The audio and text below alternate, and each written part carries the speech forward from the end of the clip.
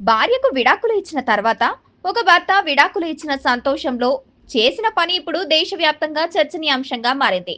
భార్యకు విడాకులు ఇచ్చిన తర్వాత 40 లీటర్ల పాలతో అతడు చేసిన ఈ పని ఇప్పుడు ప్రతి ఒక్కరిని ఆసక్తి కలిగిస్తోంది.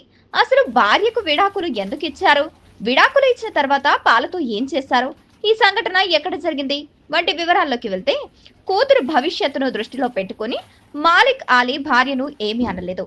ఆమెతో కలిసి ఉండటానికి ప్రయత్నించాడు. అయినప్పటికీ మళ్ళీ మూడోసారి కూడా భార్య ఇంటి నుంచి పారిపోయింది. ఈసారి ఆమె తన వెంటే కూతుర్ని కూడా తీసుకుని వెళ్ళింది.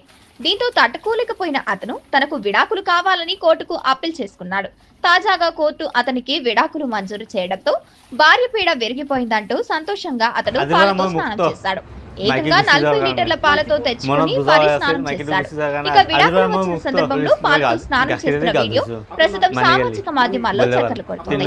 ఈ రోజు నుంచి తమ స్వేచ్ఛ జీవితాన్ని, తనకు కట్టిన మురికిని కడిగేసుకుని తాను ఇప్పుడే కొత్తగా పుట్టినట్టుగా ఉందని అతను ప్రత్యేకంగా పాలతో స్నానం చేస్తున్నారని మాలిక్ అలీ పేర్కొన్నారు. ప్రస్తుతం దీనికి సంబంధించిన వీడియో సోషల్ మీడియాలో తెగ వైరల్ అవుతోంది.